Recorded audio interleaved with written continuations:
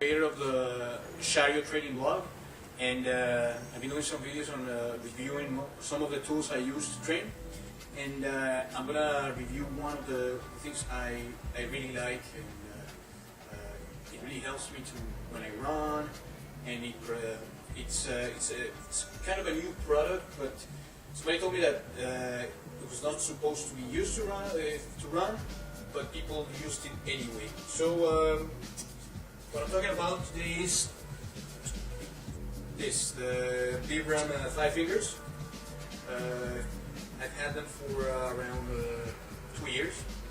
And for people that don't know Quebec, I live in Montreal, so Montreal has this awful winter. I train in the winter anyway outside most of the time. I try, but this thing is made more for the summer, and maybe even when there's some rain and stuff, you can still run on. But right now it's still too cold for me to run outside. I've seen videos of people who have tried them on snow and stuff. Good for them. Me, I already have like 5 months of winter. It's enough. I don't have to be running with this on snow. So I've seen some blogging and some videos talking about the people that wear this thing on the gyms, and they're saying that it's not fashion or whatever. I'm not into the fashion thing anyway, so I love training and I love to try new things.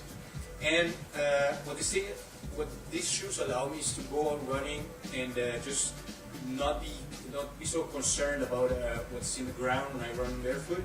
When I started running barefoot, I did it on the grass, and I thought it was going to be painful and weird at the start. It wasn't. One of the things I say to people when they tell me I'm nuts is that when I run and I started running on the grass, I started reading about it, how to do it, and they say what I read was to be really careful because it's not the same form as when you run with shoes. So I started with like with really slow pace, short distances.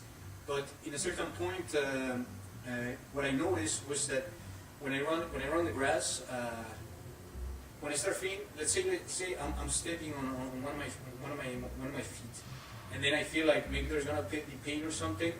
As soon as I put the other one on the ground, the brain gets I wouldn't say confused, but the message of pain doesn't get so fast.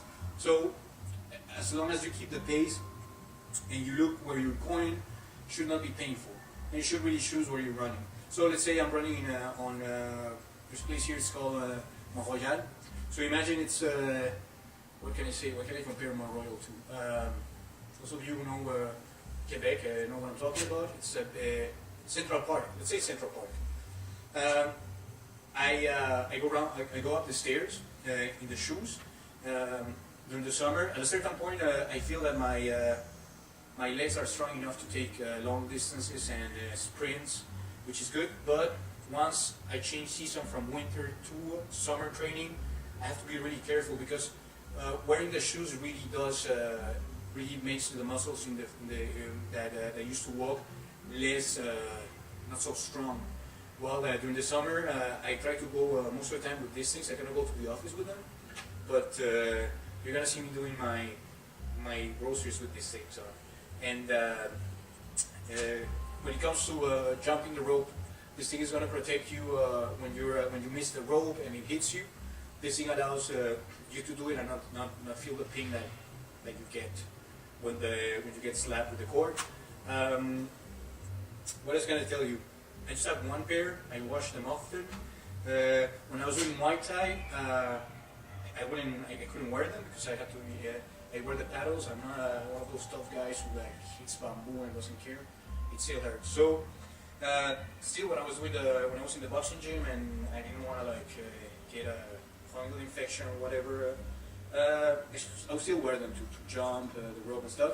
When I go to the gym, people ask me about them. Like, people are going to ask you, what are you wearing?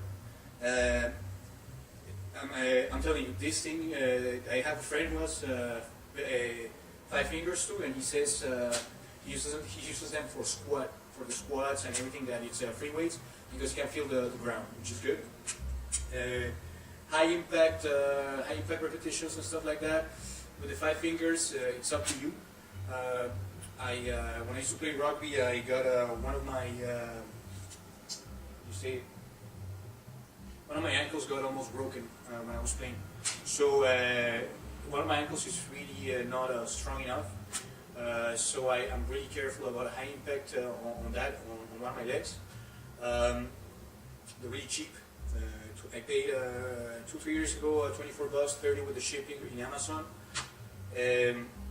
When people tell you they're ugly or whatever, once you try them and you have been training with them for a summer, you really feel the difference when you put on any other kind of shoe. I have leather shoes that I wear like with suits or whatever, and street things, and you really feel the difference on the balance. Once you put, you feel your back, you feel it's completely different. And this thing really helps. Let's say you're doing free weights, medicine ball, anything that involves feeling the ground, moving from side to side. I take them off when I'm running the beach because sand in them can be a little bit abrasive. It can really hurt. It's a bit weird, and they're really easy to wash. You can even take a shower with them and then just like hang them dry. They do not go on the dryer. If you put them in the dryer, you're gonna have to put them in dry, not with heat, but like with air only. You can carry them in your backpack. Most of the time I just go out with this. You can go out with that, some of this, and I get a complete training running this. And once I'm done at the park, take them off, put on your normal shoes, put this on the backpack, and then there you go. Somebody was telling me that they would be amazing for doing longboard, skateboard and stuff. Honestly, if you're going in something that's really fast, I have a friend who used to use them to bike. They're really good for biking, but I bike in the city. I would be really scared of getting round over, and sometimes I even do it doing this when there's rain. The air coming towards you in the feet, it's pretty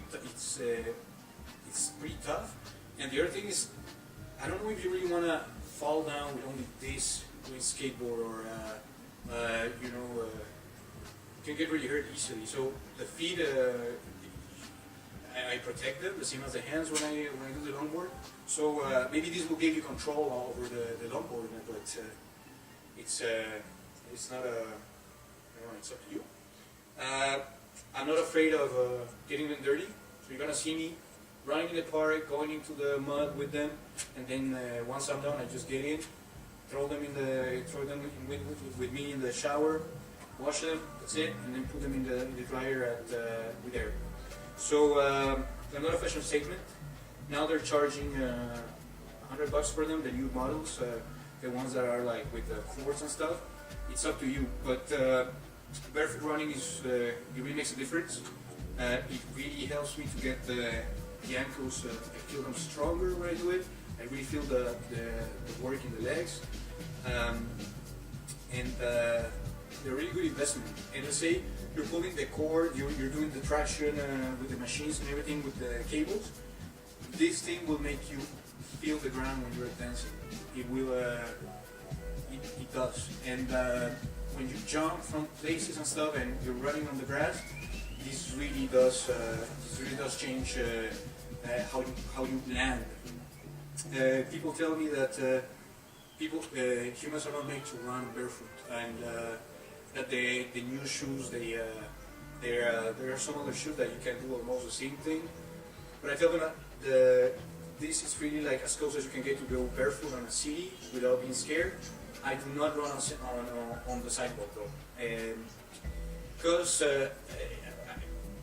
they always have the argument of Africans run and barefoot and stuff. They're really used to it. I'm a city guy. I wasn't raised in Africa, so I try to do it only in grass, sand, and places where I know I'm not gonna get hurt. And the other thing, if you ever have any questions about this, just send me a message.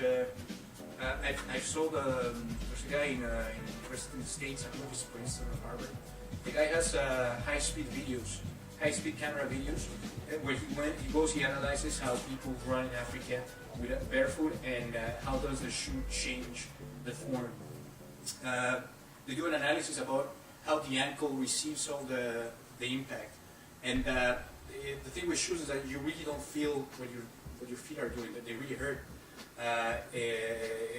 And most of the, what I read is like most of the injuries you get are from repetitive impacts on the ankle, on the knee, lower back.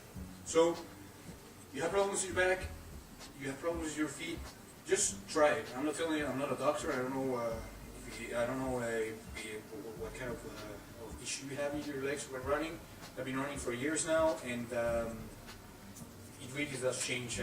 I even do it even do trekking with them, and try them. Let me know what you